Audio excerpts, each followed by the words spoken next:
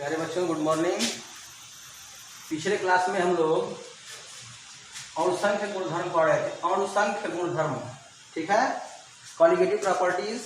Colligative properties में आपको ये बताया गया कि जो कॉलिगेटिव प्रॉपर्टीज होती है उसके 4 टाइप्स बताए गए थे। 4 टाइप्स में आपको 2 टाइप्स बता दिया गया है, ठीक है। आज हम पढ़ेंगे क्वथनांक का उन्नयन, एलिवेशन ऑफ बॉइलिंग पॉइंट, ठीक है। इसके पहले आपको बताया गया है वाष्प दाब का अवनमन, ठीक, वाष्प दाब का अवनमन बता दिया गया है। अब इसमें दूसरा पार्ट क्वथनांक का उन्नयन, एलिवेशन ऑफ बॉइलिंग पॉइंट, ठीक है। तो उन्नयन मीन्स होता है, उन्नयन मीन्स बढ़ना, उठना, ठीक है, यानी ग्रोथ से मतलब है। और बॉइलिंग पॉइंट क्वथनांक, तो सबसे पहले हम ये पढ़ेंगे, समझेंगे कि क्वथनांक क्या जो चीज होती है, ठीक है।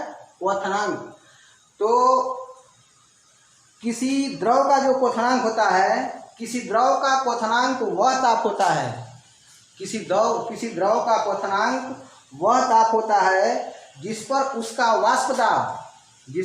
वाष्प दाब वायुमंडलीय दाब के बराबर हो जाता है, ठीक है।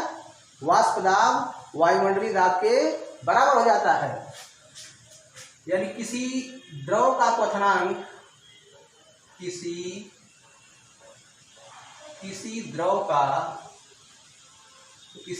का क्वथनांक वह ताप होता है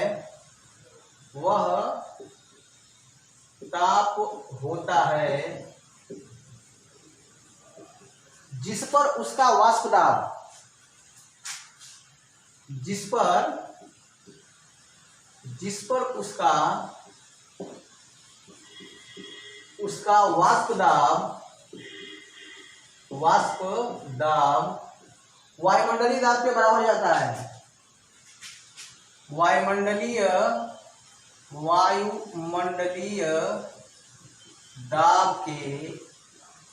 वायुमंडलीय दाब के बराबर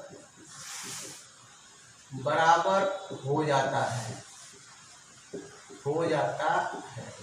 ध्यान दीजिए, यानी किसी द्रव का क्वथनांक वह ताप है, ठीक है, जिस पर उसका वाष्प दाब वायुमंडलीय दाब के बराबर हो जाता है, ठीक है। जब यह कंडीशन मिलती है तो क्या होगा, जो द्रव होगा वह उबलने लगेगा, ठीक। अब देखिए, इसके पिछले क्लास में आपको बताया गया था क्या, वाष्प दाब का अवनमन। इसे बताया गया था वाष्प दाब का अवनमन बताया गया था। अवनमन, थोड़ा सा इसके बारे में अभी सुनेंगे। इसमें क्या बताया गया था कि यदि किसी द्रव विलायक में कोई अवाष्पशील विलेय को मिलाया जाता है, तो उसका वाष्प दाब क्या होता है, वाष्प दाब कम होता है, ठीक है। अब क्यों कम होता है, ये पीछे वीडियो देखिए, उसमें बताया गया है। अब ध्यान दीजिए, तो जब किसी द्रव विलायक में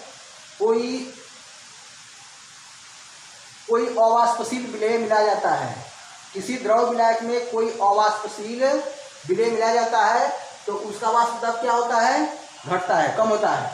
और जब वाष्प दाब घटता है तो इसी कारण जो उसका क्वथनांक है वह बढ़ जाता है, ठीक है। यानी वाष्प दाब के अवनमन के कारण जो विलायक है, ठीक है, जो विलायक है उसका क्वथनांक क्या हो जाएगा, उसका क्वथनांक बढ़ जाएगा, ठीक।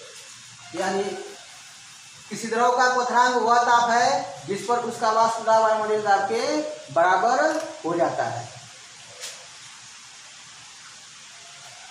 किसी विलायक में, ध्यान रखेंगे, किसी विलायक में कोई अवाष्पशील विलेय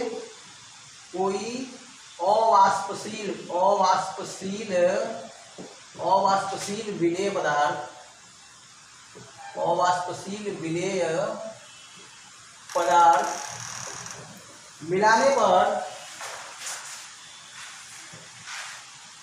अवाष्पशील विलेय पदार्थ मिलाने पर क्या होता है, उसका वाष्प दाब कम हो जाता है। विलयन का वाष्प दाब क्या होता है, विलयन का वाष्प दाब कम हो जाता है, कम हो जाता है, ठीक है। जिसके कारण उसका जो क्वथनांक है, उसका क्वथनांक क्या होगा, बढ़ जाता है। जिसके कारण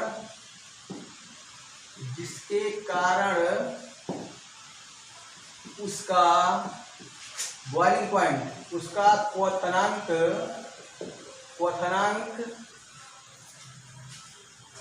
बढ़ जाता है, ठीक है। अब ध्यान दीजिए, यानी किसी द्रव का क्वथनांक वह ताप है जिस पर उसका वाष्प दाब वायुमंडलीय दाब के बराबर होता है। किसी विलायक में कोई अवाष्पशील विलेय पदार्थ मिलाने पर विलयन का वाष्प दाब कम हो जाता है, जिसके कारण, ठीक है, जिसके कारण उसका क्वथनांक बढ़ जाता है, ठीक है। यानी विलयन का वाष्प दाब क्या होगा, कम हो जाएगा, लेकिन उसका जो क्वथनांक होगा बढ़ जाएगा, ठीक है। किसका, विलयन का, यानी विलायक का कम होगा और विलयन का अधिक होगा, ठीक है।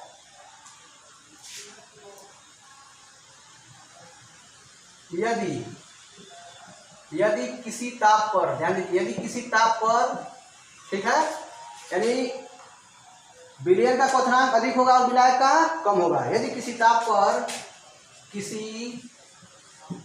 विलायक का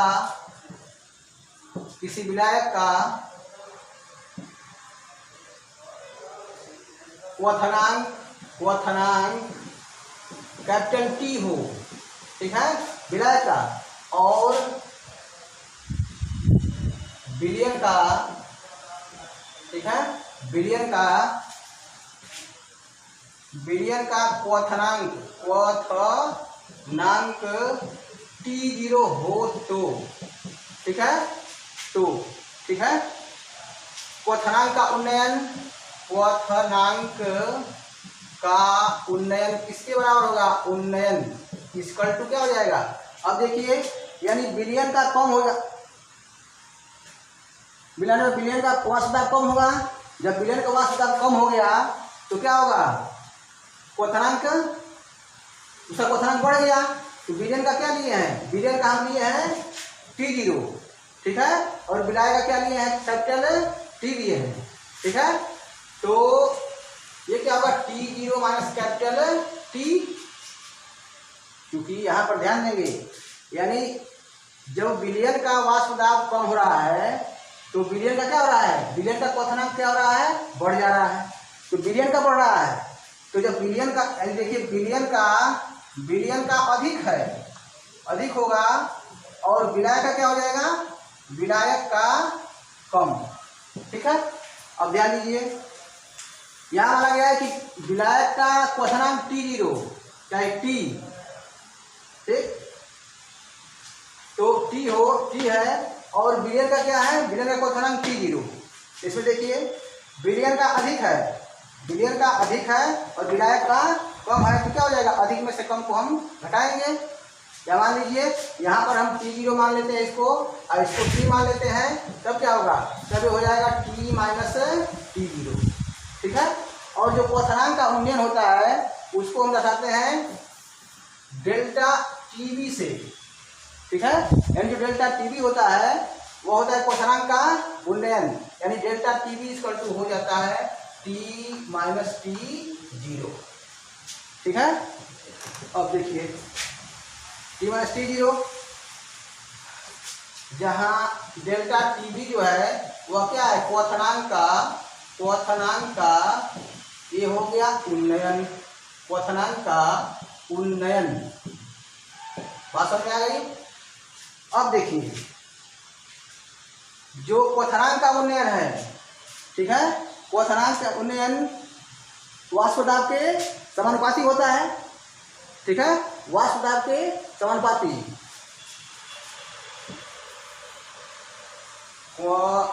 क्वथनांक का उन्नयन वाष्प दाब के समानुपाती। तो वाष्प दाब क्या होता है, ये है P0 माइनस PS। ये अवनमन क्वथनांक का क्या है, ये वाष्प दाब में कमी। तो वाष्प दाब में कमी क्या है, P0 माइनस PS बताया गया है। जो क्वथनांक का उन्नयन है वह किसके समानुपाती होता है, वाष्प दाब के अवनमन के समानुपाती, जो ये होगा P0 माइनस PS। ठीक है, और जो ये प्रॉपर्टी होती है यह किसके समानुपाती होती है, यह होता है मोल प्रभाज की। ठीक है, यानी क्वथनांक का डेल्टा टीवी समानुपात P0 माइनस PS, ये समानुपात क्या हो गया, मोल प्रभाज, विलेय का मोल प्रभाज, ये हो जाता है मोल प्रभाज। ठीक है, विलेय का, यानी डेल्टा टीवी समानुपात हो गया मोल प्रभाज, मोल फ्रैक्शन। ठीक है, मोल प्रभाज हो गया। अब ध्यान दीजिए, मोल प्रभाज क्या होता है, मोल प्रभाज यानी विलेय का मोल प्रभाज है ये। ठीक है, यानी विलेय का मोल प्रभाज बराबर विलेय के मोलों की संख्या बटा विलेय के मोलों की संख्या प्लस विलाय के मोलों की संख्या। ठीक है, यानी किसका क्या हो गया, अणुओं की संख्या। ठीक है, अणुओं की संख्या, यानी यह जब इस पर निर्भर कर रहा है तो यह क्या है, यह अणुओं की संख्या है कि नहीं है ये। ठीक है, यह अणुओं की संख्या है, यानी मतलब क्या हुआ, मतलब निष्कर्ष यह निकला कि जो क्वथनांक का उन्नयन है वह भी एक अणुसंख्य गुणधर्म है। ठीक है, कॉलीगेटिव प्रॉपर्टी बताया गया था कि जो प्रॉपर्टी अणुओं की संख्या पर निर्भर करती है उसे हम कहते हैं अणुसंख्य गुण धर्म, कॉलीगेटिव प्रॉपर्टी। ठीक है, तो यहाँ ये डेल्टा टीवी जो निकला, ये डेल्टा टीवी है। ठीक है, यह विलेय के मोल प्रभाज के समानुपाती होता है। तो मोल प्रभाज मतलब क्या, वो मोलों की संख्या। ठीक ना, मोलों की संख्या भार बटा अणुभार, यानी यह क्या हो गया, इससे यह निष्कर्ष निकल रहा है, यह जो है अणुओं की संख्या पर निर्भर करता है। इसलिए यह भी क्या हुआ, इससे सिद्ध होता है कि जो क्वथनांक का उन्नयन है, वह क्वथनांक का उन्नयन जो है वह एक कॉलीगेटिव प्रॉपर्टी है, अणुसंख्यक गुणधर्म है। बात समझ में आ गई। अब देखिए,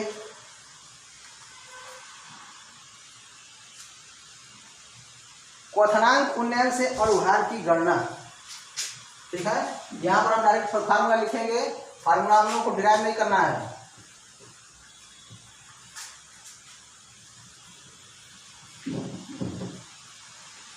क्वथनांक उन्नयन से अणुभार की गणना।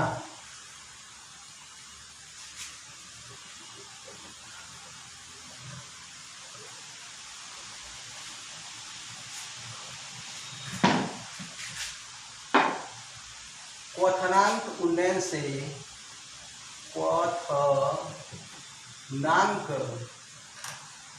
क्वथनांक उन्नयन से